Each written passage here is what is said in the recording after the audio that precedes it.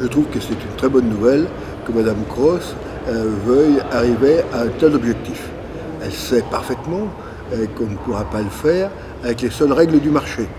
Compte tenu de son passé, c'est une transformation importante et dont je peux que souligner l'intérêt. En France, nous venons, avec les décisions du président de la République annoncées à Morez et le SIAT de la semaine dernière, de faire un pas en avant important. Alors, on n'avait pas prévu 2020, on avait prévu plutôt 2025.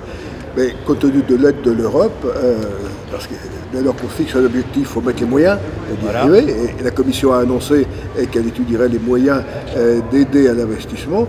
Donc je pense qu'on peut arriver à ce résultat-là en 2020.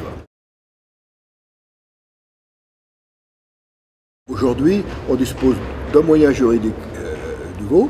Alors c'est intéressant, mais c'est pas tout. C'est le fonds numérique de la loi Pintat. Après, on a pour l'instant les crédits des dépenses d'avenir financés par le grand emprunt.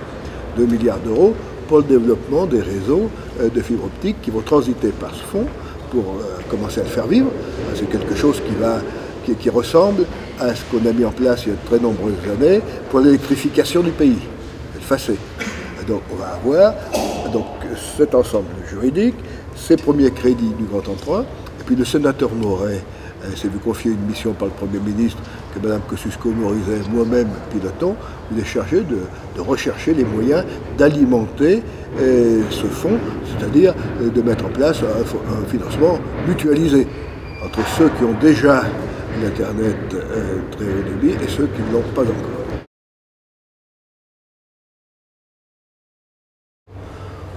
Non, mais je pense qu'il peut y avoir de toute façon des étapes dans la vie. Et je pense que de toute façon, aujourd'hui, le très haut débit est donné.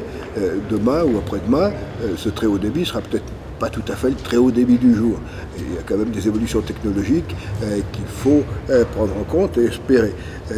L'idée que nous avons, c'est de développer au plus loin possible la fibre optique, qui peut prendre les débits nécessaires. Après, on ne pourra pas aller jusque chez chacun avec de la fibre optique, ça coûterait trop cher, et puis peut-être qu'il n'y aurait pas pour le prix et le service. Donc on utilisera d'autres technologies également. Je pense qu'il ne faut pas se refuser l'aide d'une technologie. Le satellite peut être utilisé dans certains cas. On sait très bien que, contrairement à ce qu'on dit parfois, comme il va desservir très peu de gens, c'est aussi cher parfois que d'autres technologies. Il ne faut pas non plus dire que le satellite c'est pas cher, donc hop, terminé. Non, le satellite, ça peut être presque aussi cher que d'autres technologies, donc il faut regarder chaque technologie. Et c'est pour cela que, en fin de compte, les collectivités locales sont les mieux placées pour porter les projets dans les territoires ruraux. Parce qu'elles pourront adapter les technologies, faire un panel de technologies, et l'État interviendra pour soutenir ces projets.